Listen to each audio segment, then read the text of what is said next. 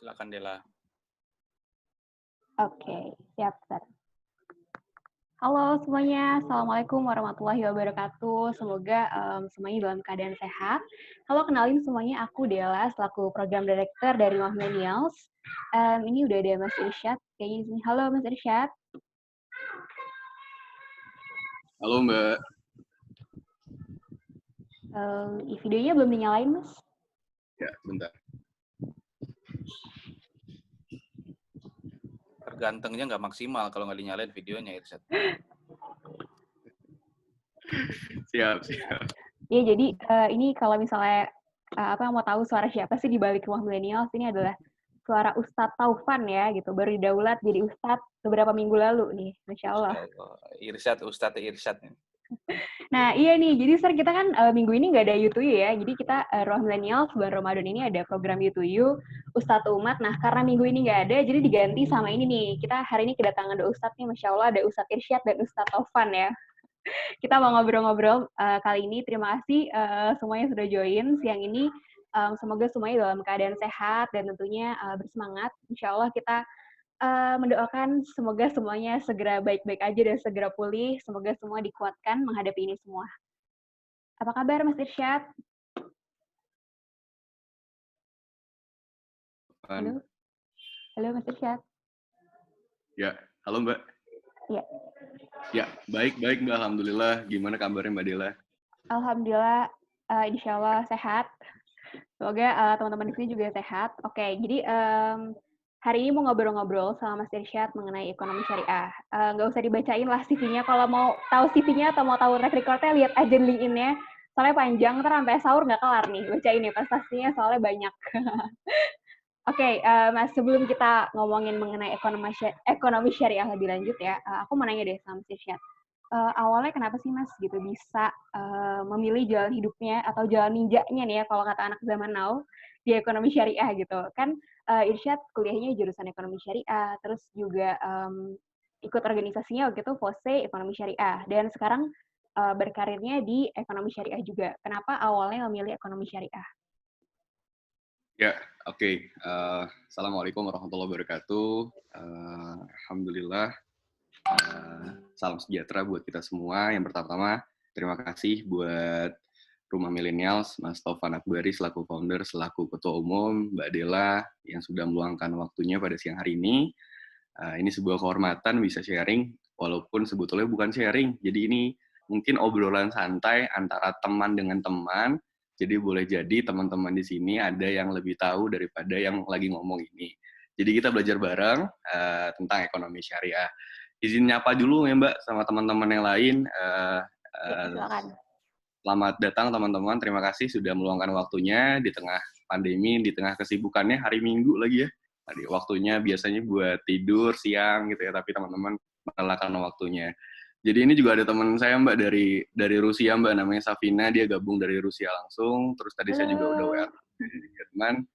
Ya mudah-mudahan ada teman-teman lagi yang lain gabung juga, ada teman-teman Pose juga. Oke. Awal mulanya sebenarnya saya pribadi cita-citanya dulu pengen jadi dokter sebenarnya Mbak. Wow. Karena dulu suka banget sama biologi, sama buku Campbell. Jadi waktu SMA biologinya lumayan gitu nilainya. Jadi suka banget sama pelajaran fisiologi, patologi dan sebagainya. Jadi tertarik udah gitu, kakek juga meninggal karena sakit paru-paru. Jadi semakin menguatkan motivasi. Tapi alhamdulillah senam PTN saya ditolak Mbak. Ya, jadi nggak diundang sama kampus gitu. Dan akhirnya diskusi sama orang tua, ternyata kita baca data juga beberapa tahun ke depan, waktu itu 2015, prospek jurusan apa yang sekiranya bakal bisa menjanjikan di dunia. Ternyata ekonomi syariah Mbak gitu. Setelah dipelajarin, jadi saya sempat survei cari kampus mana yang sekiranya bisa ada jurusan ekonomi syariah. Jadi pilihannya jatuh pada IPB Mbak gitu awalnya. Oke.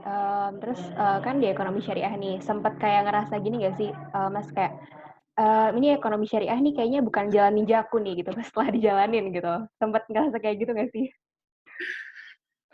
Sebenarnya enggak Mbak, karena waktu pada saat fase riset itu, riset jurusan, prospek segala macam itu benar-benar menghayati. Jadi sampai cari itu berhari-hari sampai berminggu-minggu, memastikan why saya ada di sini nggak. Sebenarnya saya pribadi passion-nya itu sebenarnya komunikasi, kemudian menyusun konsep dan sebagainya. Tapi saya mikir gini, kalau saya masuk jurusan yang spesifik yang saya suka yaitu komunikasi, nanti saya melihat bahwa banyak sekali ekonom hari ini yang komunikasi publiknya itu cukup membingungkan bagi banyak masyarakat. Jadi saya coba mengkombinasikan passion komunikasi itu dengan ekonomi syariah. Karena banyak banget yang hari ini mungkin ekonomi syariahnya, komunikasi publiknya hanya sebatas segmennya aja, belum merambah ke ranah yang lain. Jadi menggabungkan passion itu akhirnya senang. Dan karena kuliahnya juga seru sih Mbak, karena kuliahnya itu kita kayak pengajian tapi ada SKS-nya gitu. Wis, mantep. Pengajian dari SKS ya, tiap hari berkah jadinya. Iya, dari reminder terus tiap hari. Ya, Masya Allah. Sebenarnya kalau misalnya ini kan kita ngomongin ekonomi syariah. Nah, sebenarnya mungkin di sini termasuk aku gitu ya, masih sangat awam gitu. Ekonomi syariah nih sebenarnya apa sih, Mas? Ya, ekonomi syariah itu sebuah konsep yang berkembang sekitar 1 abad terakhir. Sebetulnya kalau dalam istilah zaman Rasulullah SAW dulu, itu ekonomi syariah itu secara eksplisit mengatakan ilmu ekonomi syariah itu belum ada sebenarnya. Tapi hanya praktek ekonomi saja di zaman abad keislaman dan di zaman Rasulullah sebelumnya.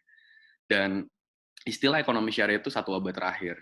Jadi pasca keruntuhannya Imperium Islam di Istanbul 1924, setelah itu gelombang sekularisme, kemudian ada gelombang Islamisme juga beradu gagasan, beradu ideologi, dan sehingga tahun 1970-an itu pertama kali didirikannya Islamic Development Bank di Mesir saat itu. Dan istilah ekonomi syariah ya baru 100 tahun terakhir ini sih ada awalnya. Nah, ekonomi syariah itu apa? Ekonomi syariah adalah konsep ekonomi yang mengutamakan prinsip keadilan, distribusi kekayaan atau pendapatan, sehingga kesejahteraan itu dapat dirasakan oleh semua pihak. Gitu. Oke, jadi poinnya adalah adil gitu ya, Mas? Ya, adil. Oke, Mas Irsyad bisa dengar aku jelas kah? Soalnya Ya, kayaknya agak nge-freeze gitu. ya jelas Mbak. Oh, oke, siap.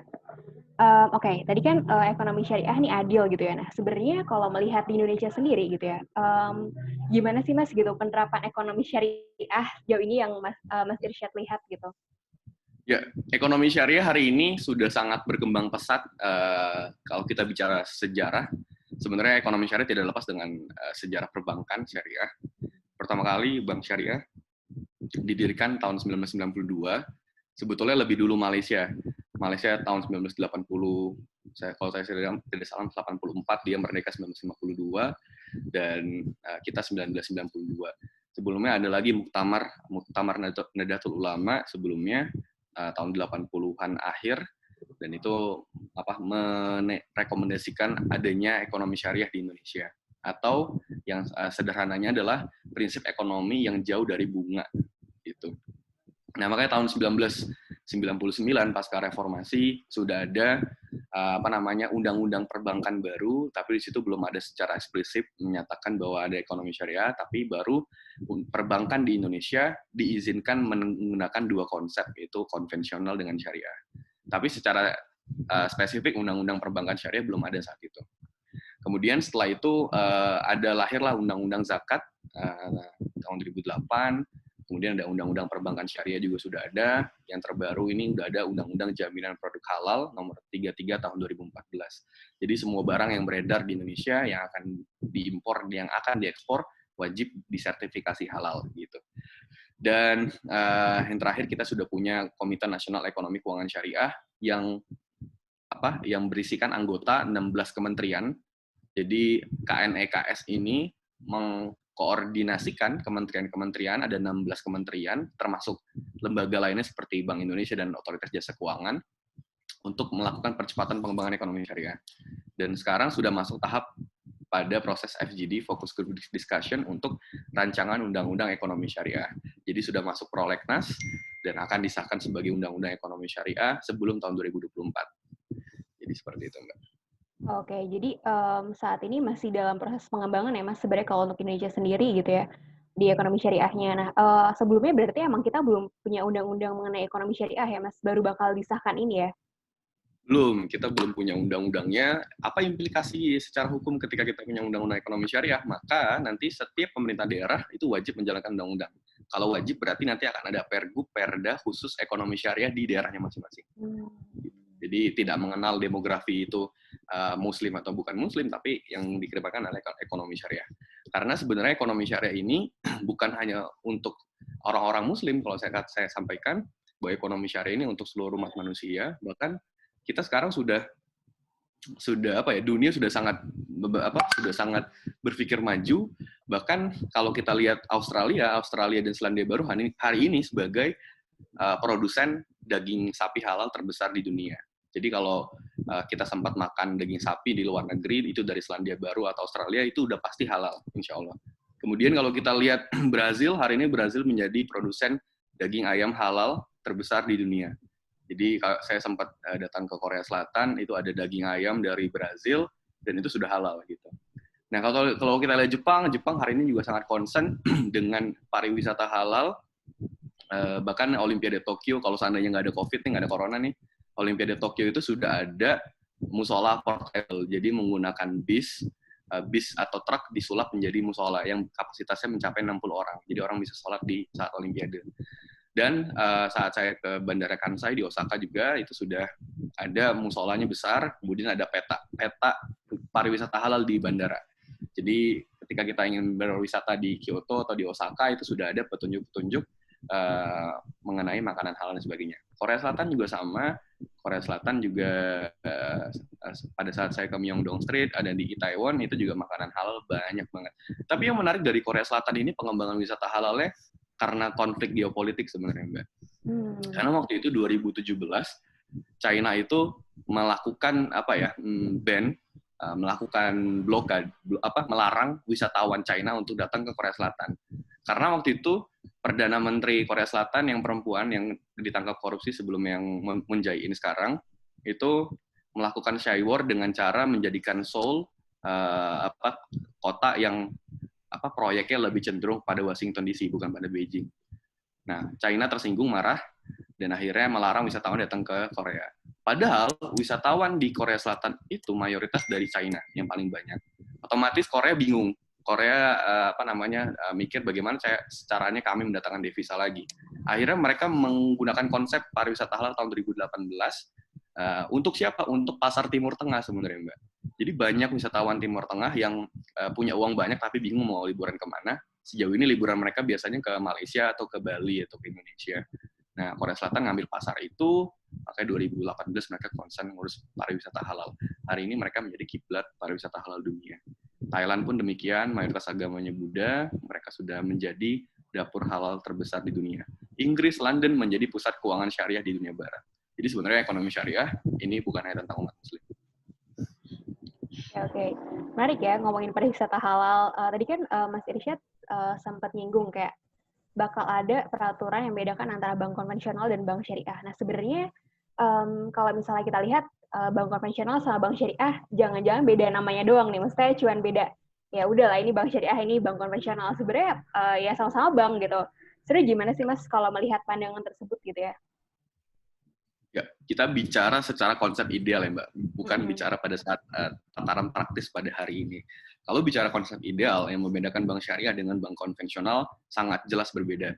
Yang pertama ya jelas, bank konvensional masih mengandung unsur bunga tadi. Saya tidak katakan riba karena mungkin terlalu seram bahasanya, jadi kan saya sampaikan bunga. Sedangkan bank syariah menggunakan sistem bagi hasil. Dan yang kedua yang membedakan lagi adalah bank konvensional itu bisnis modelnya mengacu pada pasar keuangan. Karena pasar keuangan ini resikonya kecil, tapi keuntungannya besar. Misalkan dana yang dihimpun oleh bank konvensional itu kan pasti akan diinvestasikan atau diputar kembali oleh bank-bank tersebut. Dan itu selama ini ditaruh di pasar keuangan dengan cara membeli bond atau obligasi, kemudian membeli saham dan sebagainya, dan investasi di pasar uang lainnya.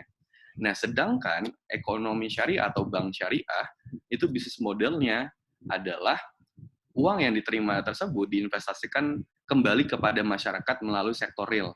Artinya, ketika masyarakat UMKM, kemudian masyarakat menengah ke atas, menengah ke bawah, ingin punya usaha tapi modalnya kurang, Bank Syariah ini hadir untuk memberikan bantuan modal tersebut. Makanya Bank Syariah concern sekali di sektor real, dan sebetulnya Bank Syariah itu harusnya sangat dekat dengan pertanian. Karena pada masa pandemi sekarang, masa krisis ini, pertanianlah satu-satunya sektor yang akan sangat tahan terhadap krisis. Jadi yang membedakan sekali adalah Bank Syariah itu sektor real, karena kalau sampai sektor keuangan saja, implikasi secara ekonomi makronya terhadap Indonesia itu tidak langsung ke sektor realnya. Bayangkan kalau seandainya Bank Syariah langsung ke sektor real, memberikan bantuan sebagainya, ekonomi masyarakat akan tumbuh, lapangan kerja akan terbuka. Jadi kebayang ya Mbak, maksudnya ketika bantuannya ke sektor real, itu akan menghidupkan ekonomi masyarakat. Kalau sektor keuangan, ya mereka hanya membeli surat utang, membeli saham dan sebagainya, marginnya udah pasti misalkan 7% misalnya, keuntungannya ya dia bunganya diambil lagi ke bank konvensional, tapi tidak menghidupkan masyarakat, tidak ada multiplier effect-nya terhadap ekonomi masyarakat. Jadi itu yang membedakannya. Tapi apakah hari ini sudah berjalan dengan seperti itu konsepnya? Kalau saya katakan masih dalam proses penyempurnaan. Oh gitu, oke. Kan ini masih dalam proses penyempurnaan itu ya Mas. Nah, sebenarnya kalau untuk Bank Syariah sendiri gitu ya Mas, pasti kan ada yang mengawasi gitu ya, bagaimana percepatan penyempurnaan tersebut gitu ya Mas sekarang dilakukan sama stakeholder terkait. Ya, sebenarnya yang membuat Bank Syariah itu agak berat berkembang adalah karena Bank Syariah hari ini mayoritas masih menginduk pada bank konven, Mbak. Jadi Bank Syariah tidak punya otoritas penuh, tidak punya power yang besar untuk mereka menentukan. Karena ciri-ciri Bank Syariah itu bisa maju adalah Bank Syariah itu sudah IPO atau sudah listing di Bursa Efek. Nah, hari ini yang sudah listing di Bursa Efek hanya BRI Syariah, sepengetahuan saya. Iya, BRI Syariah, benar. Ya, bahkan Bank Syariah Mandiri pun yang profitnya 2019 kemarin sudah mencapai 1,27 triliun, beliau bank tersebut masih belum diizinkan oleh bank induknya, Bank Mandiri, untuk bisa listing di Bursa Efek. Jadi menurut saya mungkin harus ada pemberian kebebasan yang lebih leluasa bagi Bank Syariah untuk dapat berinovasi dan mengeksplorasi dirinya sendiri sih. Oke. Kalau untuk ini juga tadi ya Mas, tadi kan Mas Irsyad mention sebenarnya itu ada sebuah akad yang berbeda kan antara bank konvensional sama bank syariah gitu. Nah, sebenarnya masalah akad itu ada peraturan bakunya nggak sih Mas? Gitu, masalah akad di bank syariah sendiri. Ya, Bank Syariah ini bisnis modelnya mengacu pada fatwa Dewan Syariah Nasional Majelis Ulama Indonesia. Jadi lembaga otoritas yang memberikan fatwa halal atau tidaknya suatu produk bisnis dan sebagainya yang ada di Indonesia. Kalau kita lihat fatwa MUI kan hanya fatwa MUI itu untuk kehidupan sehari-hari secara menyeluruh, tapi kalau Dewan Syariah Nasional hanya untuk sektor ekonomi dan keuangan syariah. Jadi setiap akad-akad yang ada di Bank Syariah hari ini, alhamdulillah semuanya sudah melewati fase dari fatwa DSN MUI, termasuk pasal modal syariah, fatwa DSN MUI nomor 80 tahun 2011, dan nanti di situ sudah secara spesifik akad-akadnya ada apa aja. Kalau yang secara awam kita lihat akad di Bank Syariah itu ada mudharabah, ada wadiah. Mudharabah itu bagi hasil, artinya ada margin yang diberikan kepada kita setiap bulannya, tentu ada biaya administrasi yang dipotong di setiap bulannya. Kalau wadiah artinya titipan, otomatis kalau nitip kita nggak dikenakan biaya administrasi sama sekali. Dan kita juga tidak dapat bagi hasilnya juga, karena kita cuma nitip. Oke, nah kalau kayak gitu jadi makin penasaran nih Mas gitu kan, karena waktu itu aku sempat ngobrol juga sama Mas Irsyad gitu ya, dipengaruhi, dihasut gitu ya sama Mas Irsyad, ayo Mbak bikin bank syariah gitu, terus akhirnya aku bikin beneran guys gitu. Nah terus tadi kan ada akad wadiah gitu ya Mas, yang mana kita nitip. Nah sebenarnya bank syariah nih perputaran dananya dari mana sih Mas biar tetap bertahan gitu? Karena kan kayak orang mikirnya ini bank syariah kayaknya nggak maju-maju karena emang nggak ada perputaran dananya kayak gitu. Ya.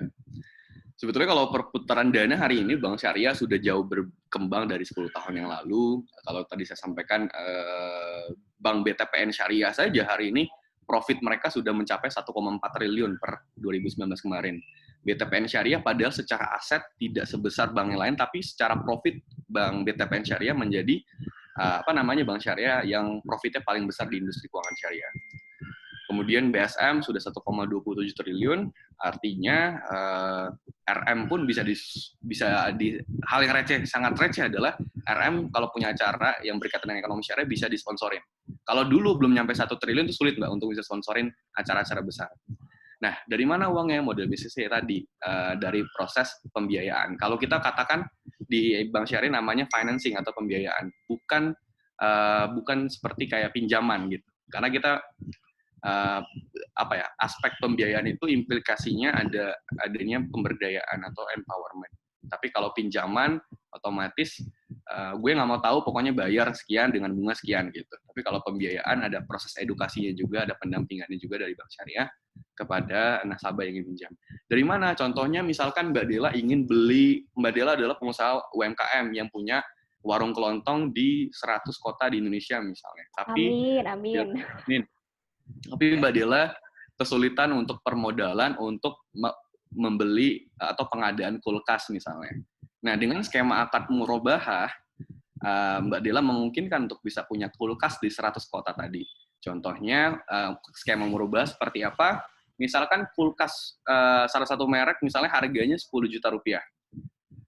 Dan dengan konsep murabahah, jadi bank syariah itu membeli kulkas harga 10 juta rupiah, kemudian kulkas itu dijual lagi ke Mbak Dela, dan Mbak Dela bayar dengan bentuk cicilan.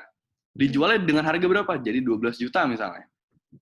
Jadi ini membedakan, sebenarnya kelihatannya sama ya, kayak bank ada bunga juga, sama-sama dilebihkan, tapi sebenarnya enggak sih. Ini beda banget, karena ini jual beli sebenarnya murabahah. Jadi kulkas dibeli 10 juta rupiah, dijual lagi ke Mbak Dela 12 juta rupiah, otomatis Mbak Dela harus nyicil, misalkan selama setahun 12 juta itu per bulan 1 juta.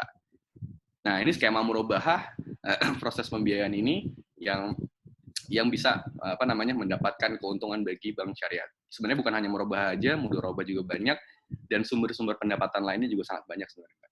Dan di bank syariah juga mereka juga main di pasar uang antar bank syariah gitu. Ada pasar uangnya juga tapi khusus syariah. Oke, berarti itu maksudnya itu udah sesuai sama akadnya di awal gitu ya Mas. Misalnya harga jualnya itu di 12 juta tadi itu nggak bakal kena inflasi ya, meskipun mau ekonomi di luar sana gimana ya, tetap 12 juta harganya. Mungkin mudahnya gitu kali ya Mas. Betul. Halo Mas Irsyad. Ya Mbak, betul Mbak. Oke. Nah, sekarang kan kita lagi di masa seperti ini ya Mas gitu. Nah, sebenarnya kalau melihat ekonomi syariah ini mungkin banyak banget orang Indonesia yang masih kayak awam gitu ya sama ekonomi syariah gitu. Nah, sebenarnya gimana sih Mas ekonomi syariah ini berperan di berbagai sektor kehidupan yang ada di kehidupan kita sehari-hari, Mas? Ya, oke. Saya akan menjawab dengan berbagai sektor. Saya akan sampaikan dulu pertama sektor pendidikan. Bagaimana ekonomi syariah hubungan dengan sektor pendidikan? Yang pertama, hari ini alhamdulillah Bank Indonesia bersama Komite Nasional Ekonomi dan Keuangan Syariah sedang melakukan proses perumusan untuk menyusun kurikulum ekonomi syariah khusus anak-anak SMA. Jadi mungkin beberapa tahun ke depan seluruh SMA di Indonesia akan ada kurikulum ekonomi syariah, tentu secara inklusif. Bagaimana ekonomi syariah inline dengan pendidikan? Ada 3 hal sebenarnya. Yang pertama, ekonomi syariah itu ada unsur gotong royong. Ini sesuai banget dengan semangat kebudayaan Indonesia, bahwa gotong royong ini kalau kita kenal dulu, kita gotong royong buat bersih-bersih komplek, bersih-bersih perkampungan dan pedesaan dan sebagainya. Dan gotong royong dalam ekonomi syariah sebenarnya bukan hanya sekedar kerja bakti tadi, tapi gotong royongnya lebih kepada gotong royong ekonomi atau ekonomi kolektif atau ekonomi berjamaah, atau yang lebih kita kenal di sekarang istilahnya adalah sharing economy. Dan ini akan memberikan semangat pendidikan berkarakter bagi anak-anak SMA, bahwa dalam berbisnis, dalam berekonomi itu harus bareng-bareng. Kita sudah bukan zamannya lagi kompetisi, kita bukan zamannya lagi untuk beradu siapa yang paling hebat, tapi ini zamannya kolaborasi. Halo Mbak Dela? Yes. Aku dengar Oke. Itu gambarnya nggak ada soalnya. Oke, yang kedua, pendidikan yang kedua adalah semangat untuk mengutamakan orang lain daripada diri sendiri. Jadi di ekonomi syariah itu ada instrumen zakat, infak, sedekah, wakaf. Dari konsep inilah kita belajar bahwa ketika kita punya pendapatan, ketika kita punya harta, ternyata dari harta itu ada hak orang lain yang harus dikeluarkan. Jadi kebayang banget ketika kurikulum ini diajarkan kepada anak SMA bahwa dia harus mengutamakan kepentingan orang lain daripada dirinya sendiri, kita akan melahirkan pemimpin bangsa yang luar biasa di masa mendatang. Yang ketiga adalah peduli sosial. Yang ketiga adalah peduli sosial. Karena dengan konsep zakat, infak, sedekah, wakaf tadi, kita mau nggak mau jadi orang yang dermawan, jadi orang yang senantiasa berbagi sama orang lain, dan akhirnya bisa menjaga kehormatan orang tersebut. Jadi 3 hal ini di sektor pendidikan yang luar biasa kalau saya pelajarin setelah saya baca banyak literatur, bahwa ekonomi syariah itu sangat relate dengan Pancasila, sangat relate dengan kehidupan bangsa dan negara kita hari ini. Kemudian sektor yang kedua, sektor lingkungan hidup. Ini yang sebenarnya jarang sekali dibahas oleh banyak scholars atau banyak para duta-duta ekonomi syariah di Indonesia, karena ekonomi syariah itu identik sekali dengan perbankan syariah. Padahal menurut saya itu sangat salah, karena ekonomi syariah itu bukan hanya tentang perbankan syariah. Saya boleh share screen sebentar, Mbak? Ada PPT dari Kementerian Keuangan. Ya, boleh, silakan.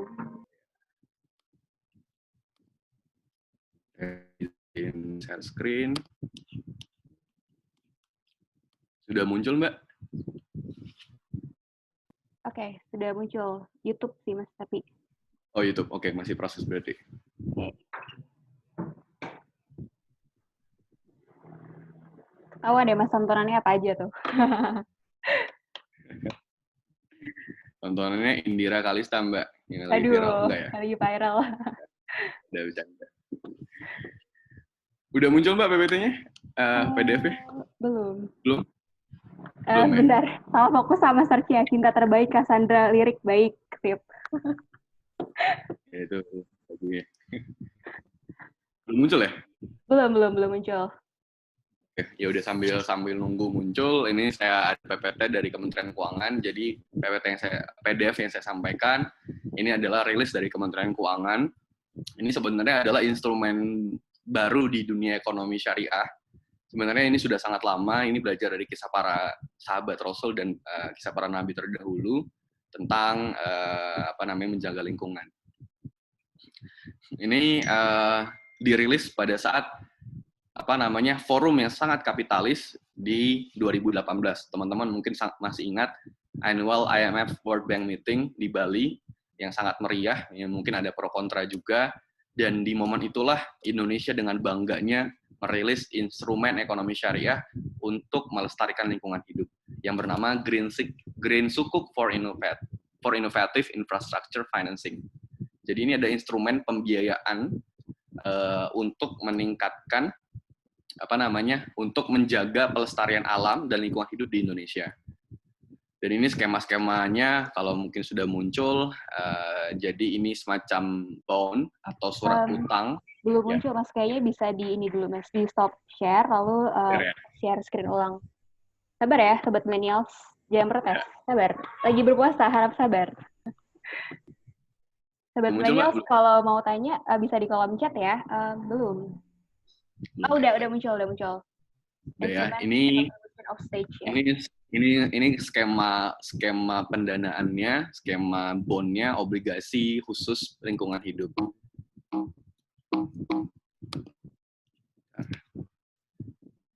Jadi ini sesuai dengan ratifikasi perjanjian dari Paris Agreement 2016 tentang kontribusi negara dalam pelestarian lingkungan hidup.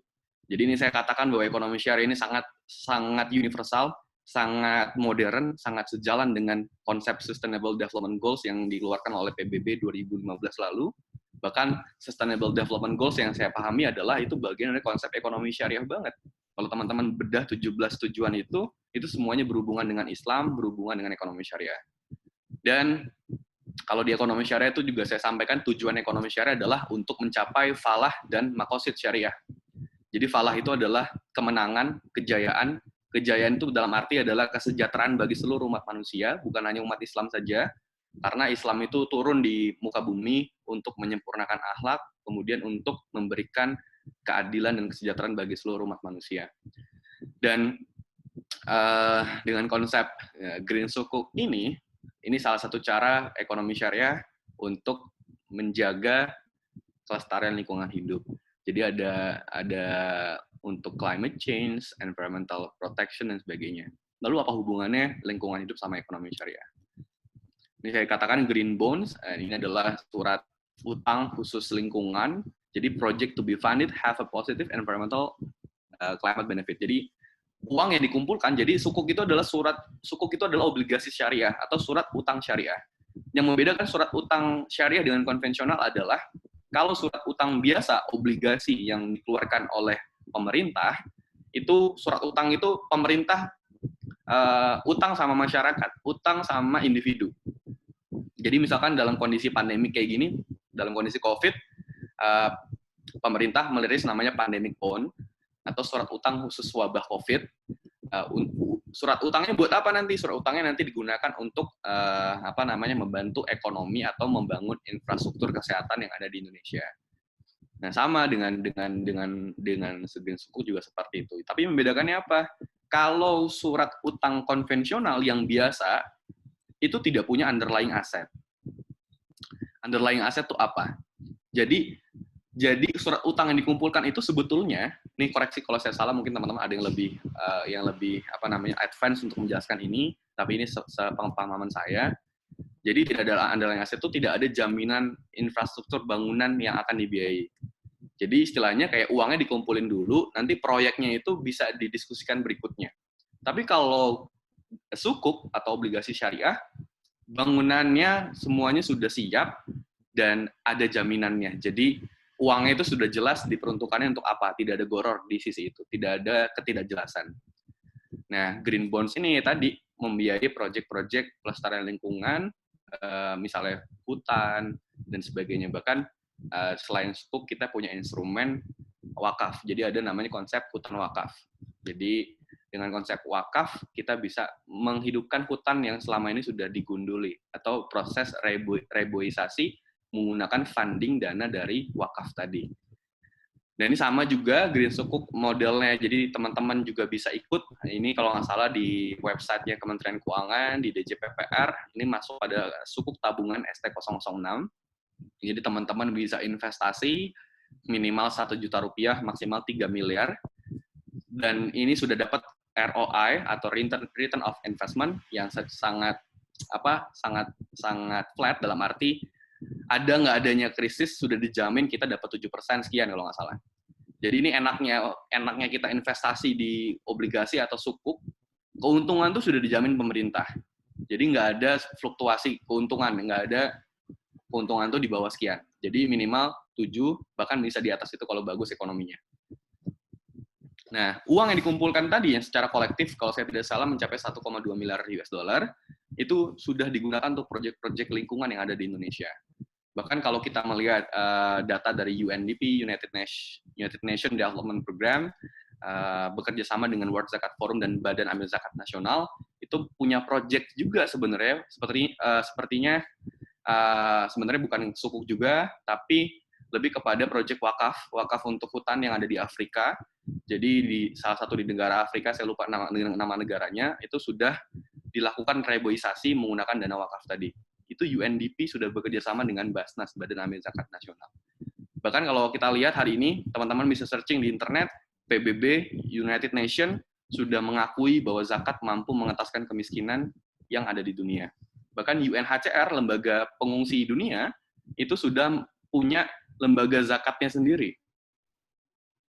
UNHCR, organisasi pengungsi dunia, sudah punya lembaga ambil zakatnya sendiri untuk kolektif dana untuk membantu refugee, misalnya ada di Rohingya, di Suriah, di Palestina, dan sebagainya. Kita balik lagi kepada Green Sukuk. Green Sukuk tadi ada green bonds, ada social bonds, ada sustainability bonds. Jadi ini beberapa aspek yang dapat memperbaiki lingkungan hidup.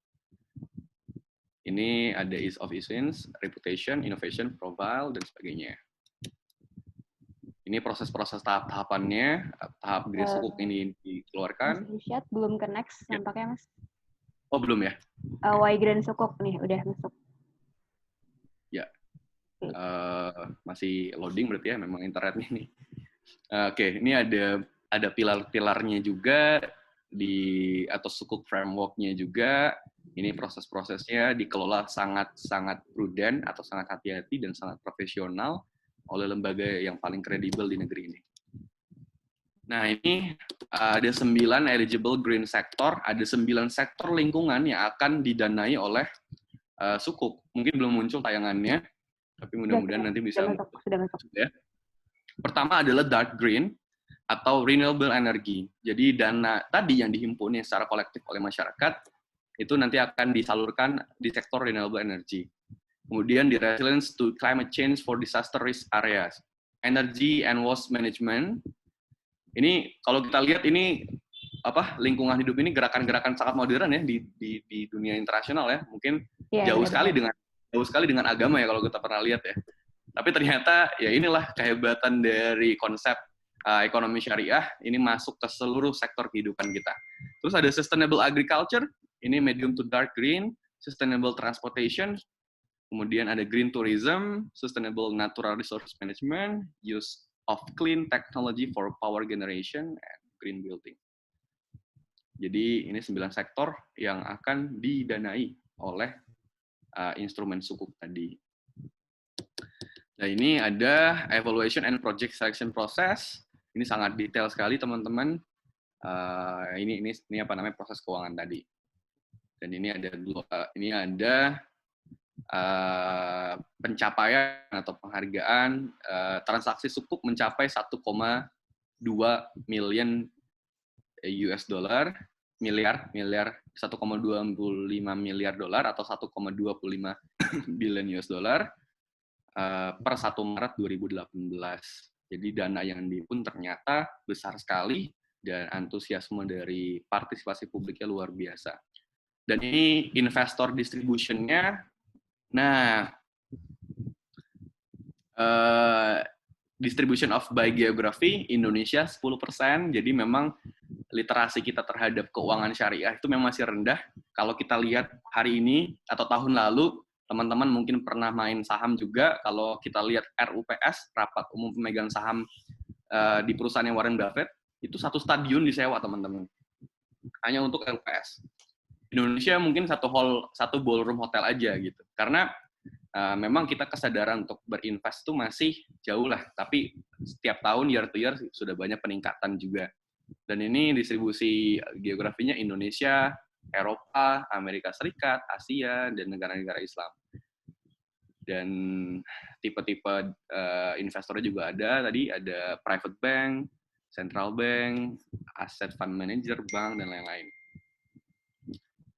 Dan ternyata green investor distribution-nya non-green 71%. Justru green investornya baru 29%. Dan ini data yang menarik sebenarnya. Dan ini wakalah sukuk structure. Wakalah itu adalah salah satu akad. Ini teknis banget sebenarnya. Wakalah itu adalah akad di mana uang yang disetorkan kemudian kita percayakan, kita wakilkan kepada orang yang sangat kompeten untuk semacam kayak manajer investasi sebenarnya. Untuk melakukan proses-proses tersebut. Dan itu tentang green sukuk, tentang lingkungan. Kemudian yang berikutnya adalah saya akan stop share juga. Yang berikutnya tadi pendidikan, lingkungan. Sekarang kita masuk pada sektor sosial dan politik. Bagaimana ekonomi syariah mampu menjaga stabilitas sosial dan politik. Yang pertama ada instrumen zakat. Tadi saya sampaikan zakat ini fungsi untuk social protection, untuk menjaga sistem atau struktur sosial. Kenapa? Zakat itu fungsinya untuk menjaga kehormatan seorang manusia. Kehormatan agar dia tidak direndahkan martabatnya karena dia prasejahtera. Maaf, karena dia miskin. Jadi karena dia miskin, zakat itu menjaga kehormatannya agar dia tidak dihina oleh orang lain dan agar dia tetap bisa memenuhi kebutuhan hidupnya. Dan yang menariknya, hari ini zakat, kalau kita mungkin pengetahuan kita sampai sejauh ini, zakat itu hanya semacam kayak ngasih bantuan sembako segala macam atau bantuan uang. Tapi hari ini zakat sudah sangat berinovasi, bahkan zakat ini sudah ada program zakat community development oleh Basnas yang digunakan untuk mendirikan kampung batik yang ada di Bogor. Jadi ada satu kampung di Bogor, itu seluruh warganya akhirnya sekarang beralih sebagai produsen batik khas Bogor. Dan dana fundingnya itu digunakan dari dana zakat. Artinya ada proses pemberdayaan.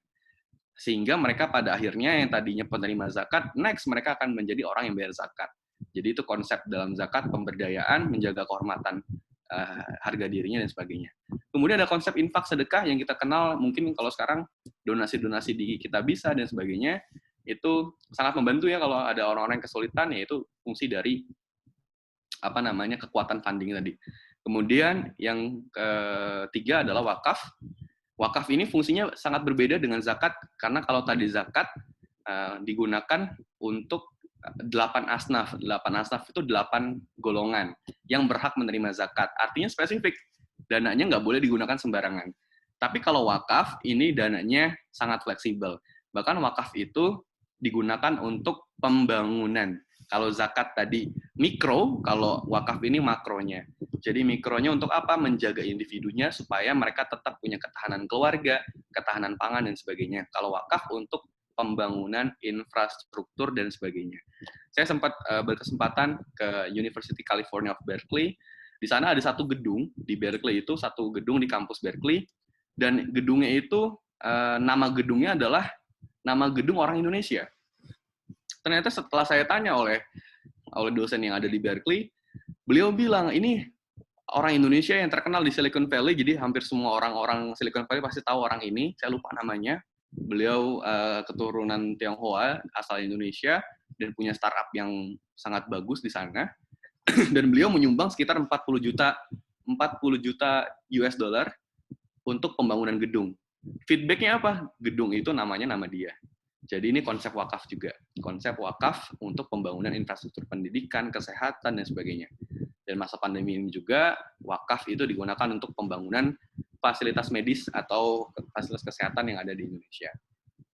Ketika itu semua sudah terjaga, stabilitas politik pasti akan stabil. Karena stabilitas politik akan terganggu ketika stabilitas ekonomi kita akan goyang atau akan rusak. Ketika sosialnya aman, politik ekonomi juga akan terjaga. Sehingga pada akhirnya ekonomi syariah itu seperti aliran. Saya mengutip dari pernyataan ekonom senior Bank Indonesia, Pak Bambang Himawan, beliau mengatakan bahwa kehidupan itu ditandai dengan adanya aliran. Yang pertama, kalau kita dulu belajar biologi, sama-sama kita ingat, kalau tanda kehidupan itu adanya aliran oksigen dalam diri kita. Dan ketika ada aliran oksigen, maka kita diindikasikan kita hidup. Kalau kita lihat hutan, adanya kehidupan dengan tandanya ada air. Berarti ada aliran sungai. Kalau kita belajar fisika, adanya ciri listrik itu ada, atau lampu itu bisa hidup, adanya aliran listrik. Maka, adanya tanda kehidupan di ekonomi juga adanya aliran distribusi kekayaan.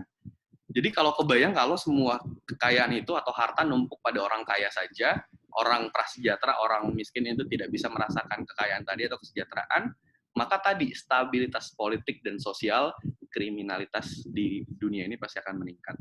Pada akhirnya, 3 hal tadi, pendidikan, lingkungan, sosial, dan politik, inilah sektor utama ekonomi syariah. Gitu, Mbak Dela. Maaf jadi panjang nih. Oke, Mas, gak apa. Dengerin. Aku nyimak-nyimak. Kayak jadi, wow, baru tahu gitu. Keren-keren. Jadi, tadi kalau lihat presentasinya Mas Irsyad, Indonesia juga pun sedang banyak bersiap-siap ya, Mas, untuk memperbaiki atau mengembangkan ekonomi syariah secara terus-menerus. Nah, teman-teman, kalau mau bertanya ini Sobat Milenial, silakan post di kolom chat. Ini udah ada 3 pertanyaan, baru 3, tapi panjang. Intronya panjang. Ini coba aku bacakan ya, Mas. Aku langsung kolom chat aja. Pertama dari Rifki. Assalamualaikum warahmatullahi wabarakatuh. Waalaikumsalam warahmatullahi wabarakatuh. Rifki dari Manado. Jika ekonomi Islam merubah peradaban, langkah kecil apa yang harus kita lakukan untuk merubah hal yang besar? Dan apakah ekonomi Islam bisa menggeser ekonomi konvensional dengan kondisi sosial budaya masyarakat Indonesia seperti sekarang ini? Apa yang perlu kita persiapkan untuk hal ini? Ada 3 pertanyaan. Ya. Oke, berat banget ya pertanyaannya. Iya, lumayan. Makanya tadi aku pas lihat pertanyaan, wah, senyum-senyum. Ini udah jadi forum yang akademis banget nih, RM. Ya, Masya Allah. RM Syariah, Masya Allah nih. Ya, Silakan. izin menjawab. Tadi siapa? Rifki dari Manado ya. Iya, Rizky. Pertama apa yang bisa kita lakukan sebenarnya hal sederhana, teman-teman. Saya punya gerakan namanya satu ajak dua. Jadi satu itu adalah saya mengajak, dua itu siapa? Orang tua atau adik atau saudara terdekat untuk apa? Minimal punya bank syariah atau ATM syariah. Jadi sederhana itu dulu. Kenapa? Karena kalau semakin banyak orang yang akhirnya buka ATM syariah, otomatis nanti aset dari bank syariah itu akan besar. Kalau aset bank syariah itu besar, nanti bank syariah itu bisa punya kekuatan untuk ngapain aja. Maksudnya punya kekuatan untuk ngasih funding, pendanaan, pembiayaan, ngasih sponsor acara teman-teman juga. Pada akhirnya itu akan balik juga kepada kita, kepada masyarakat juga. Jadi dengan cara kita minimal mendukung tadi produk-produk ekonomi syariah. Yang kedua apa? Kita bisa coba mulai investasi syariah. Teman-teman bisa melakukan investasi di saham syariah, di pasar modal syariah, di Bursa Efek Indonesia. Itu mulai dari 100.000 aja kita sudah bisa beli saham kok. Dan 63% di Bursa Efek Indonesia itu semuanya sudah syariah. Otomatis ada 437 emiten atau perusahaan yang listing di Bursa Efek itu semuanya sudah syariah dan sudah dilindungi oleh fatwa DSN MUI. Dan kita bukan saatnya lagi untuk mengutuk, mengecam, misalkan kita dikuasain asing segala macam, ya kitanya juga nggak mau investasi gitu kan, kitanya juga nggak mau membeli, karena bagi saya investasi syariah itu soal keberpihakan kita kepada bangsa dan agama, kepada bangsa ini, bahwa mayoritas investor kita kenapa di Bursa Efek itu turun angkanya pada saat pandemi COVID, karena mayoritas diisi oleh investor asing. Otomatis investor asing akan kembali ke negara asalnya karena adanya ketidakpastian yang ada di Indonesia, baik itu penanganan COVID maupun ekonominya. Nah, seandainya kalau investornya mayoritas orang Indonesia, kayak Jepang, hari ini Jepang itu kalau nabung di bank malah kita kena denda. Kita kan kalau nabung di bank kita berharap dapat bunga kan. Tapi di Jepang itu kalau nabung malah kena denda. Jadi masyarakatnya itu malah tidak konsumtif. Gitu. Jadi bahkan Jepang itu utangnya sama warganya sendiri ya. Ya saya berharap ke depan Indonesia juga melalui kita punya kesadaran untuk melek ekonomi syariah. Kemudian apakah ekonomi syariah bisa menggeser ekonomi konvensional? Saya sangat optimis. Mungkin teman-teman boleh record ucapan saya, 5 sampai 10 tahun ke depan dunia akan berubah dan akan kembali kepada ekonomi syariah. Kenapa? Saya katakan tanda-tandanya sangat jelas. Yang pertama, pandemi COVID ini mengajarkan kita untuk pada akhirnya kembali kepada mengkonsumsi makanan yang baik, bergizi, dan sehat. Tidak ada satupun makanan yang sifatnya haram itu yang menyehatkan. Misalkan makan babi itu mengandung kolesterol yang paling tinggi di antara daging-daging yang lain. Saya tidak katakan haram ya, tapi baik higienis dan sehat aja itu akan kembali. Otomatis masyarakat dunia akan memilih makanan halal. Kalau teman-teman lihat di beberapa negara bagian di Amerika Serikat seperti di Chicago, di New York, banyak bukan hanya New York tapi Jepang juga, sudah banyak orang-orang masyarakat sana yang ngantri beli makanan halal. Jadi artinya dunia akan bergeser, mainstream ekonomik akan bergeser kepada Islam ekonomik tadi, ekonomi syariah. Dan pada akhirnya dunia membutuhkan konsep ekonomi yang berkeadilan yang mengurangi gap antara orang kaya dan orang-orang miskin. Jadi ketika kondisi pandemik ini juga kita sadar hampir seluruh negara di dunia kebijakannya sangat sosialis ya. Bahkan Amerika yang sangat kapitalis dan liberalis, mereka ngasih bantuan sosial kepada masyarakatnya. Padahal itu adalah salah satu hal yang paling dibenci oleh Trump adalah memberikan jaminan sosial. Tapi masa pandemi COVID mau nggak mau kebijakannya jadi sangat sosialis. Dan ekonomi Islam sangat memperhatikan orang-orang kecil. Jadi 5-10 tahun mendatang, ekonomi syariah akan menjadi mainstream ekonomi in the world. Oke, keren Mas. Berarti kan tadi Mas Irsyad bilang mainstream economic bakal bergeser ke Islamic economic. Nah ini ini berlaku di negara-negara Islam aja kah? Atau emang nanti pergerakannya bakal meluas ke berbagai negara gitu Mas? Justru saya melihat ekonomi syariah akan berkembang sangat cepat dan pesat justru bukan negara muslim, Mbak. Kalau kita lihat hari ini pertumbuhan keuangan syariah di London, di Inggris sendiri, hari ini Inggris sudah punya lebih dari 10 bank syariah. Bahkan Inggris menjadi pusat keuangan syariah dunia untuk negara-negara non-muslim.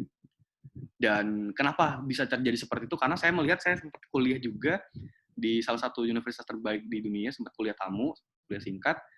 Karena mereka di dunia barat itu mereka sangat terbuka dengan ilmu apapun. Jadi pemikiran mereka tidak sempit, Mbak. Justru ini peluang untuk adu gagasan antara konsep ekonomi syariah dengan ekonomi biasa. Dan ternyata setelah mereka pelajarin lebih dalam, ya ternyata ekonomi syariah ini adalah konsep ekonomi yang bisa diterima dengan baik oleh masyarakat dunia.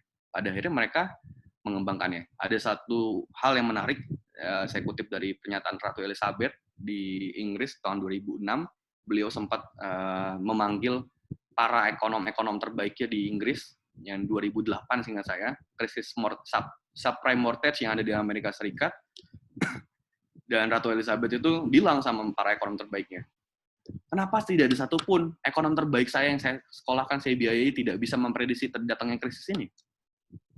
Apakah sistem ekonomi hari ini tidak sangat rentan dengan krisis? Dan ini pertanyaan yang timbul dari Ratu Elizabeth. That's why kenapa Inggris setelah itu mengembangkan adanya instrumen keuangan syariah. Mereka cari alternatif lain bahwa ekonomi konvensional hari ini yang diajarkan oleh Adam Smith dan Keynesian sudah gagal untuk mensejahterakan dunia, gagal untuk memprediksi datangnya krisis, dan tidak tahan dengan krisis. Sebenarnya diawali dengan kesepakatan Bretton Woods tahun 1971 yang menyepakati bahwa dolar menjadi world currency. Ketika dolar menjadi world currency dan tidak ada underlying aset dari emas, otomatis ketidakpastian dan inflasi ekonomi di dunia akan terus terjadi sampai kapanpun. Krisis hari ini bukan hanya krisis yang pertama, tapi sudah krisis yang kesekian kalinya dari penerapan ekonomi konvensional.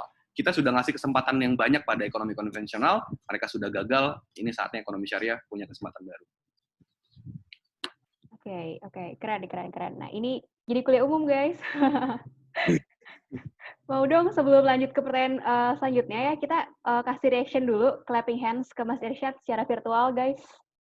Ayo, aku tunggu clapping hands-nya gitu. Sebelum ya Mas Irsyad bisa nafas dulu, guys. Kasihan.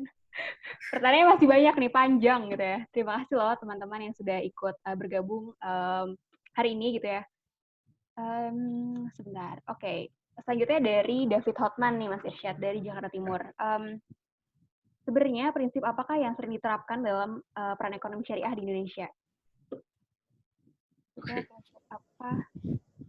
Ya, prinsip apa? Yang pertama, prinsip pendistribusian harta, Mbak. Jadi, ekonomi syariah itu sangat concern dengan distribusi harta. Jadi, harta itu nggak boleh ditumpuk hanya untuk orang-orang tertentu aja.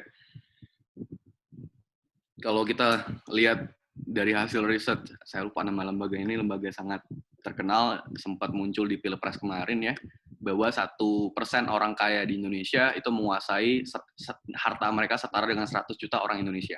100 juta orang miskin Indonesia. Jadi, ekonomi syariah ini tugasnya adalah bahwa harta yang ditumpuk oleh orang kaya itu, yang golongan-golongan tertentu itu harus disalurkan kepada orang-orang lain, supaya tidak menumpuk.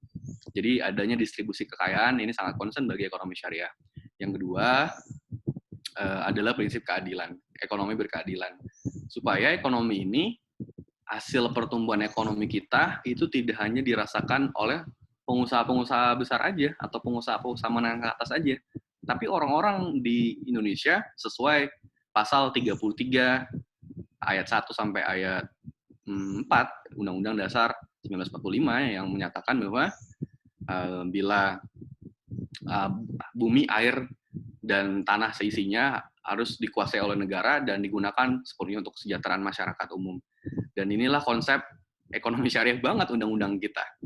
Jadi founding fathers kita, para pendiri bangsa ini sudah sangat concern dengan adanya kesejahteraan sosial dan distribusi kekayaan yang harus merata.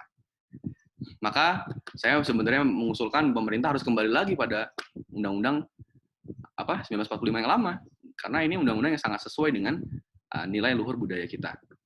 Itu yang kedua, prinsip keadilan. Yang ketiga adalah prinsip saling menguntungkan. Tapi gini,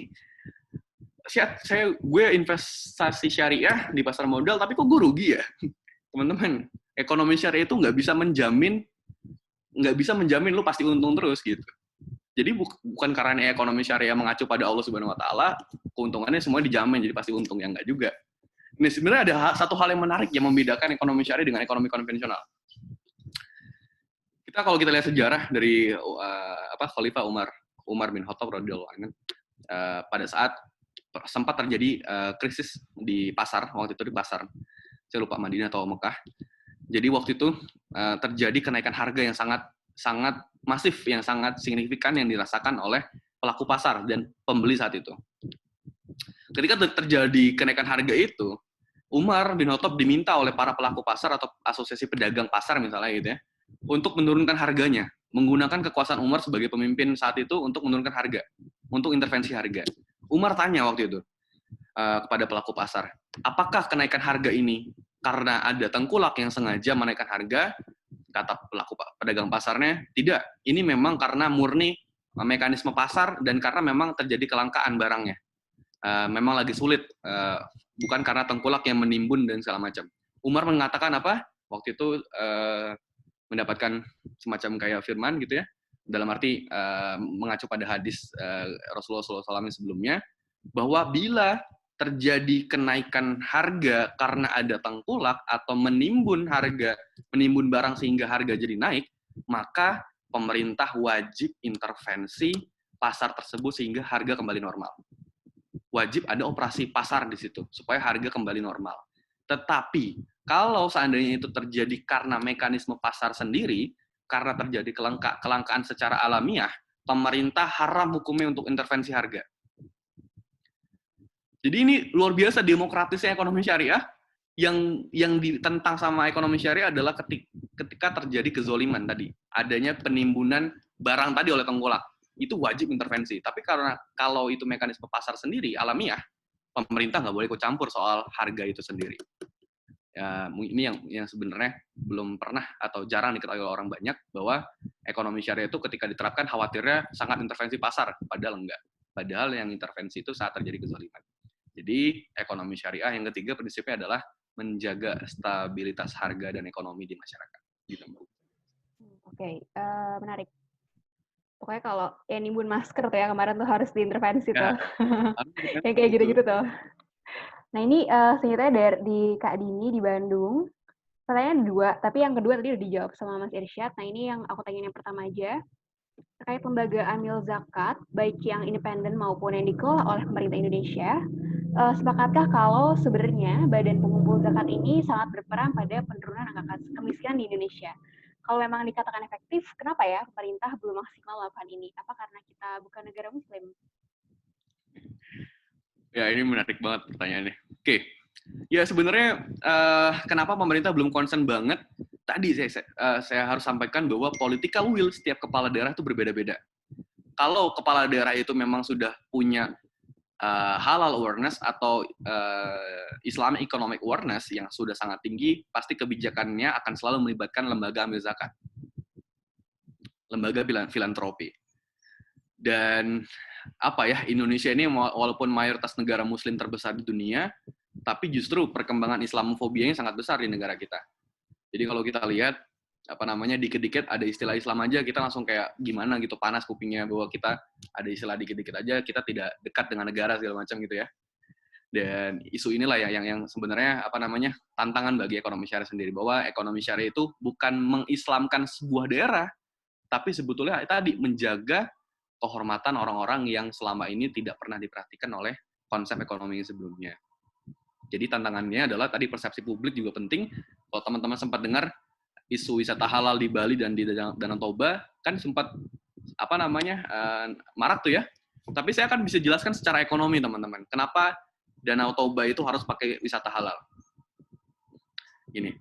Yang pertama, kejadian tenggelamnya kapal atau perahu di Danau Toba itu membuat, ini teman-teman silakan buka datanya di Dinas Pariwisata dan Kebudayaan Sumatera Utara, khususnya Danau Toba, itu terjadi penurunan kunjungan wisatawan. Dan otomatis kepercayaan publik internasional atau dalam negeri juga semakin takut dong ketika berwisata di Danau Toba karena nggak aman, nggak safety gitu ya. Nah, negara yang paling dekat dengan Danau Toba adalah Malaysia, Brunei, Singapura, atau mungkin Thailand ya. Dan which is mereka negara mayoritas Muslim nggak? Muslim. Otomatis mereka konsumsi makanan halal. Kalau kita lihat Danau Toba hari ini, banyak sekali di Brastagi dan segala macamnya kan provide, maaf, anjing bakar, babi bakar, segalanya gitu ya, atau mungkin ada tuak, ada alkohol. Kira-kira wisatawan dari Malaysia, Singapura, mungkin Thailand Selatan yang ada muslimnya juga, datang ke Danau Toba, kapok nggak? Pasti kapok. Karena dia datang, wah kok saya nggak bisa sholat, musolanya nggak ada, makanan halalnya juga nggak ada.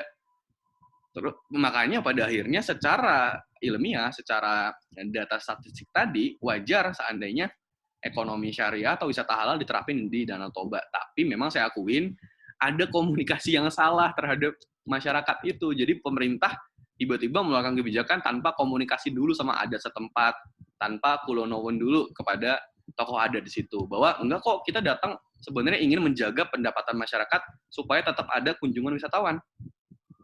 Supaya mereka tetap bisa dapat pendapatan ekonomi dari hasil kunjungan wisatawan yang mayoritas dari Malaysia, Singapura, dan Brunei tadi. Nah, itu suatu hal yang dimana wisata halal itu harus dikembangkan berdasarkan aspek ekonomi, aspek sosial masyarakat, bukan berdasarkan agama tadi. Itu bagi saya itu pasti akan diterima sama publik. Kalau Bali gimana? Ya, ini karena isunya kampanye Pilpres waktu itu di salah satu calon mengatakan Bali akan jadi wisata halal. Ya, Bali mayoritas Hindu, sudah ratusan tahun mereka profit wisata kebudayaan yang bebas seperti itu, tiba-tiba wisata halal, ya kaget gitu kan ya, wajar ada penolakan. Tapi sebenarnya wisata halal itu sebenarnya hanya untuk menjaga hak-hak wisatawan muslim agar mereka tetap bisa ibadah dan makan makanan halal. Sudah cukup itu aja, nggak ada yang lain. Jadi nggak ada kasarnya menghijabkan komodo misalnya. Jadi kalau Pulau Komodo harus wisata halal, Komodo harus pakai jilbab, enggak juga gitu. Tapi ini bagian dari proses menjaga agar masyarakat sekitar ekonominya tetap bisa mendapatkan pendapatannya gitu sih Mbak. Oke. Menarik nih. Ini masih ada banyak pertanyaan. Ini aku coba loncat dulu ya Mas gitu. Iya, Komodo Syar'i ini Masya Allah. Ini dari Anggi Bekasi. Saya ingin melakukan investasi syariah. Apa yang harus saya lakukan untuk memulainya nih Mas? Oke, yang pertama sih sebenarnya mulai itu dengan cara ya survei dulu atau riset dulu, ya, cari-cari di internet. Kalau udah sampai titik bingung, harus diskusi sama orang yang sudah mulai lebih dulu sih. Karena tanpa teman-teman diskusi sama senior atau orang yang sudah lebih dulu melakukan investasi, rasanya sangat sulit. Ketika sudah diskusi, udah minta nasihat, minta arahan segala macam, minta kayak tips dan triknya, teman-teman langsung mulai eksekusi buat daftar pembukaan rekening atau khusus buat investasi syariah. Bisa lewat platform Bursa Efek Indonesia, bisa lewat Sukuk tabungan tadi dari Kementerian Keuangan, atau bisa lewat platform equity crowdfunding lainnya. Kayak kalau sekarang kita punya Ternak Nesia, jadi teman-teman memberikan bantuan modal terhadap peternak di Indonesia, nanti ROI setahun itu atau 3-6 bulan, nanti teman-teman dapat return keuntungannya sekitar 15-20%. Kan lumayan ya kalau modal 10 juta, dapat 20%, udah dapat 2 juta. Teman-teman nggak usah kerja, nggak ngapa-ngapain, orang lain yang kerja, kita dapat 2 juta rupiah gitu kan. Dan ini bagi saya udah saatnya sih kalau kita bukan hanya mengejar dunia, tapi dunia yang ngejar kita gitu, lewat investasi syariah tadi. Gitu paling. Yes, benar, setuju. Ayo, mulai investasi guys. Setelah ini langsung buka investasi syariah. Nah ini menarik nih Mas. Waktu itu ini aku juga sempat ngobrol sama Mas Irsyad soal asuransi syariah. Gitu. Nah, dari Anggi, dari Jason, apakah akad murabahah hanya untuk produk? Bagaimana jika case-nya membayarkan jasa dalam asuransi syariah? Case-nya seperti ini, jika dana Tabaru, dana pos peserta mengalami defisit, maka perusahaan akan meminjami uang untuk membayar jasa rumah sakit dengan akad murabahah. Gimana tuh, Mas? Wow, ini teknis banget ya. Ini pertanyaan Angga ini dari Frankfurt, Mbak, dari Jerman. Halo, wow. Kita beda 5 jam atau 6 jam ya, Mas Angga. Oke. Buka belum ya, Mas? Kenapa? Buka belum ya, Mas Angga di sana? Di sana jam berapa ya? Oh, belum. 10 kali itu. Lanjut, Mas. Lanjut. Ya. Ini sebenarnya teknis banget Mbak pertanyaannya Mas Angga nih, tapi nggak apa-apa nih kalau dijelasin secara detail. Mungkin lebih ke ini aja sih Mas, gambaran secara umum gitu. Ya, oke. Ya mungkin saya akan menjelaskan singkat aja, teman-teman takutnya bingung karena ini istilahnya spesifik banget, karena anak-anak ekonomi syariah juga belum tentu ngerti juga sih konsep kayak gini. Jadi yang pertama, Yang membedakan asuransi biasa sama asuransi konvensional dengan asuransi syariah, ini konsep transfer risk dan sharing risk. Adanya sharing resiko sama memindahkan resiko gitu. Ini sangat jelas banget berbedanya, karena kalau transfer risk otomatis ada satu pihak yang pasti nanti akan dirugikan. Tapi kalau sharing risk ada berbagai resiko. Ini prinsip takaful. Takaful itu tolong menolong antar orang. Jadi prinsip yang ada di asuransi syariah ini sudah ada fatwa di SNMUI-nya juga. Prinsipnya adalah takaful, tolong menolong. Akad-akadnya ada apa? Tadi ada tabaru, kemudian nanti ada akad yang lain sifatnya dalam misalnya wakalah dan sebagainya. Dan itu bagian dari proses asuransi syariah. Tapi gimana asuransi syariah? Ada juga sih di sebagian orang juga mengatakan asuransi syariah juga belum syariah gitu. Ada juga yang bilang kayak gitu, karena bagi mereka, bagi sebagian orang, jaminan sosial, jaminan kesehatan tuh harusnya Allah langsung. Jadi kita nggak boleh bergantung sama satu konsep keuangan yang membuat kita terjamin hidupnya. Jadi ada apa-apa, ada asuransi. Jadi kayak nanti Tuhannya adalah asuransi, bukan Allah langsung. Ada yang mengatakan kayak gitu juga. Ya nggak salah juga. Itu bagian dari dinamika perbedaan. Jadi kalau bagi saya meyakini bahwa asuransi syariah itu sangat tepat dan bagus, dan sesuai dengan prinsip syariah, karena sudah ada fatwa dari SNMUI tentang asuransi syariah. Kita bicara satu kasus di suatu negara anta beranta gitu ya, tiba-tiba ada konsep jaminan kesehatan gitu, dan tanpa kita daftar kita harus bayar. Saya nggak menyebut Indonesia ya teman-teman ya, saya menyebut ada negara di mana gitu ya, ada yang mengeluarkan skema asuransi kesehatan, tapi kita nggak daftar, kita harus bayar. Nah bagi saya ini konsep yang sangat-sangat sangat kurang pas dengan konsep keadilan tadi. Karena bagi saya asuransi itu bagi orang-orang aja yang pengen untuk mendaftarkan diri. Jadi tidak semua orang dipaksa untuk ikut asuransi ini. Karena kalau seandainya ikut semua, implikasinya apa? Jadi semua orang itu nanti implikasinya kalau dia mau berangkat haji, dia kan harus punya asuransi ini. Di negara antar beranta ya, saya tidak katakan Indonesia. Dia wajib melunasi polis atau premi ya. Premi kali ya, atau saya pokoknya tagihan asuransinya. Misalkan dia nggak tahu kalau dia udah daftar gitu, tiba-tiba udah 10 tahun per bulannya 150.000. Coba bayangin 150.000 kali berapa bulan, 120 bulan, dan dia nggak ngerasa pernah daftar, tiba-tiba mau berangkat haji gagal berangkat gara-gara dia belum bisa bayar tadi utang dia yang harus dibayarkan gitu loh. Dan dia selama 10 tahun tidak ngerasain sakit apa-apa. Dan itu utangnya per individu sampai dia mati nanti.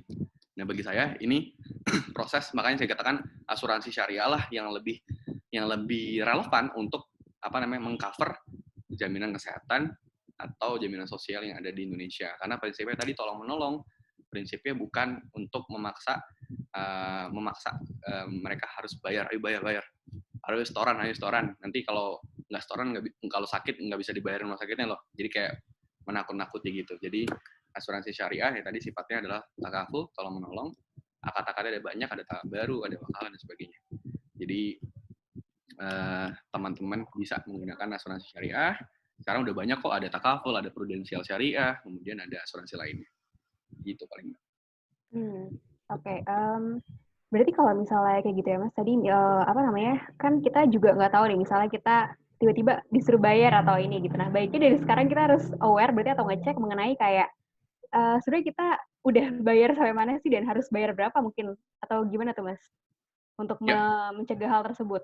Misalnya kita kayak mau pergi haji tadi gitu. Saya tidak mengatakan kita harus membangkang sama aturan pemerintah, karena itu kebijakan sudah dibuat. Bagi saya wajib hukumnya untuk kita menaati sistem pemerintah tadi. Mau nggak mau ya kita harus bayar tagihannya setiap bulan. Saya pribadi, gini teman, kalau saya baca regulasinya, di atas umur 23 tahun, pembayaran asuransi tersebut setiap bulannya itu tidak ditanggung lagi oleh orang tuanya. Atau dia sebelum 23 sudah bekerja sendiri, dia punya NPWP, dan dia wajib punya asuransi itu. Dan setiap bulannya harus bayar.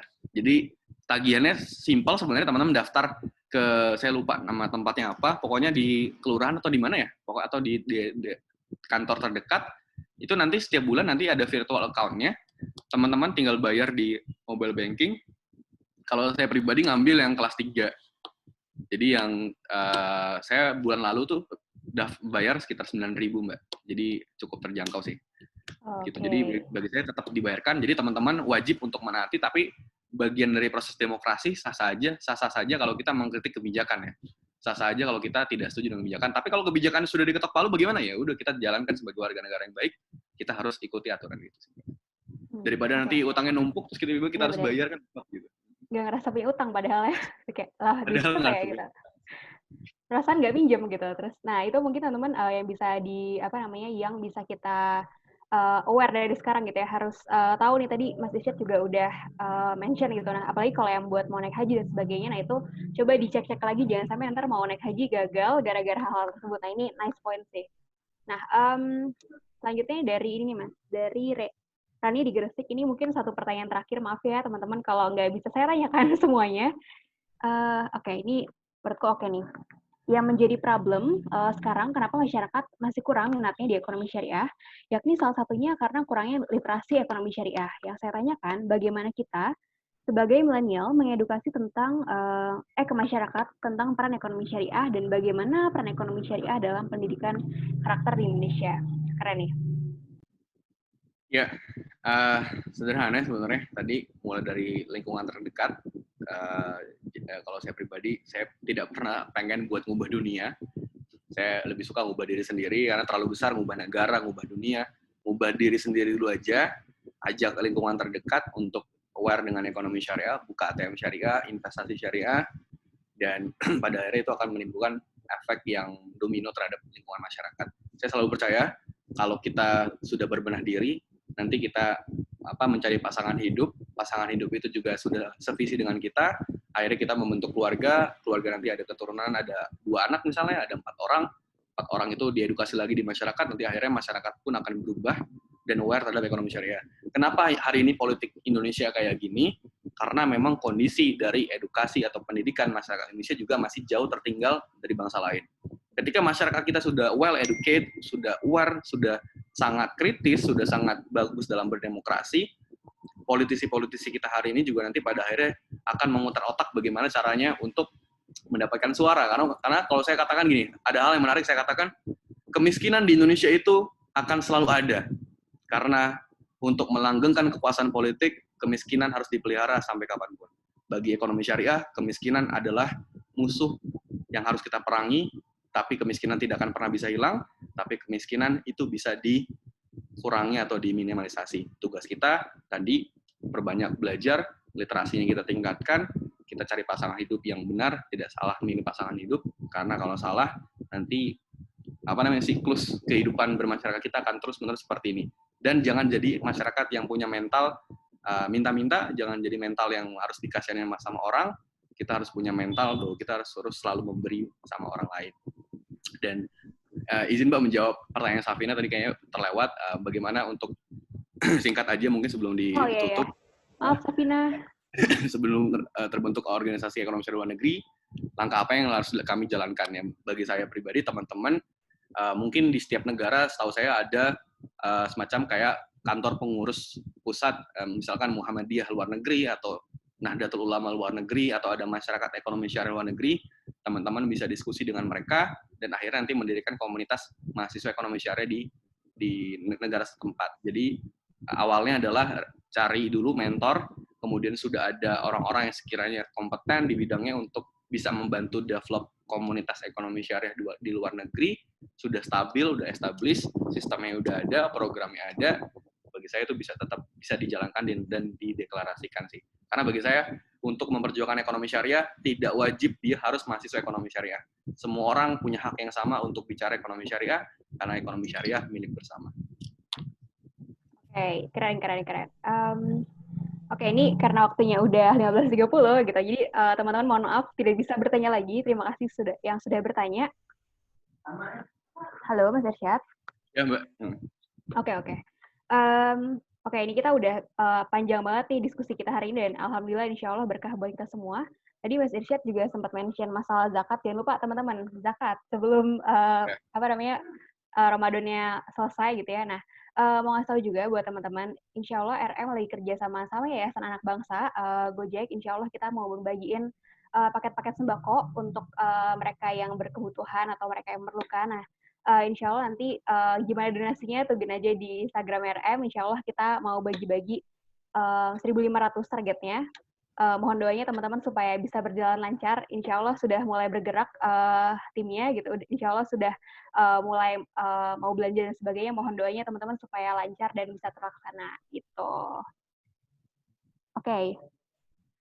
Oke, Mas Irsyad nih karena udah 15.30 ada closing statement nggak nih dari Mas Irsyad buat teman-teman? Mungkin terakhir,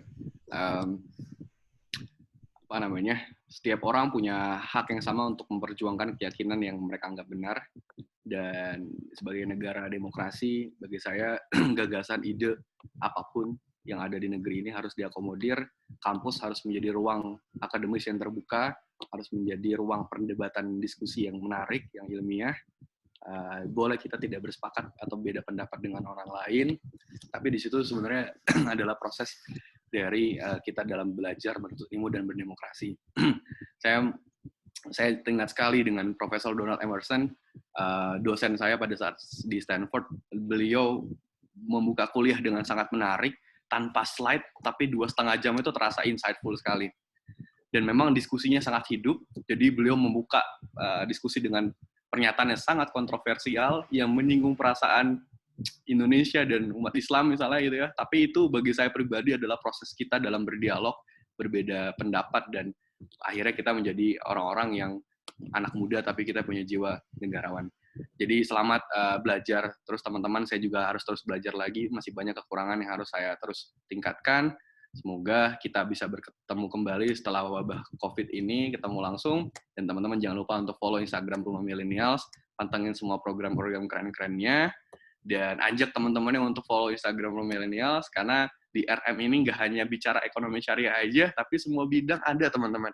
Jadi teman-teman bisa explore sesuai passion masing-masing, dan banyak sekali orang-orang kayak ketua bidang, wakil ketua bidang, pengurus harian yang keren-keren, yang teman-teman bisa belajar dan mendapatkan inspirasi dari mereka semua.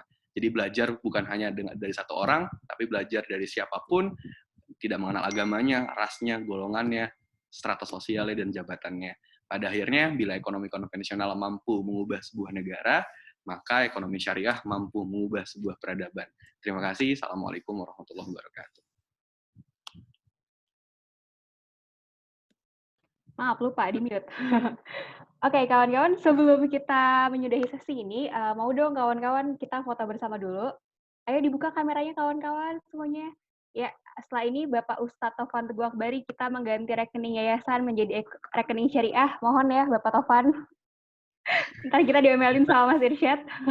Dan diganti Mbak, mungkin tetap aja yang konven tapi ada yang syariah gitu. Oh iya, boleh. Nanti kita bikin, insya Allah ini dapat pencerahan banyak. Saya dari tadi nyimak ya, Irsyad makasih banyak. Insya Allah Irsyad ini akan jadi orang yang berpengaruh di ekonomi syariah 15 tahun ke depan. Kita doakan saudara kita ini Irsyad berkah ya.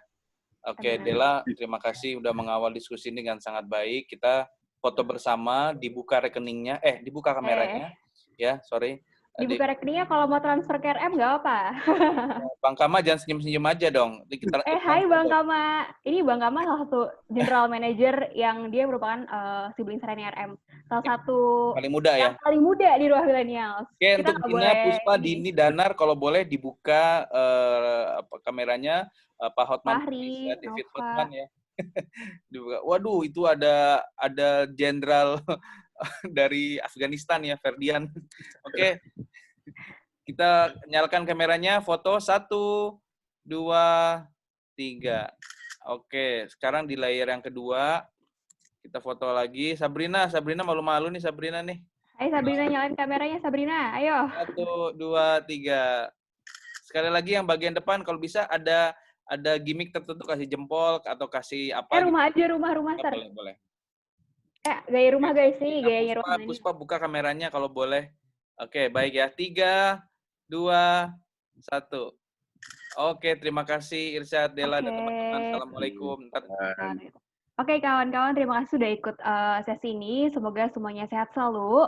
Jangan lupa follow Instagram Millennials seperti tadi Mas Irsyad bilang. Semoga semuanya berkah. Jangan lupa kita saling mendoakan untuk sama ya, kawan-kawan.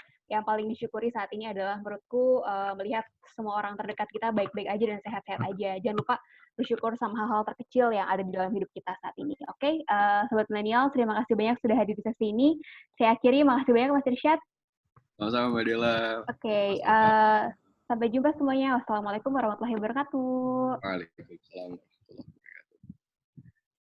Semangat puasanya teman-teman.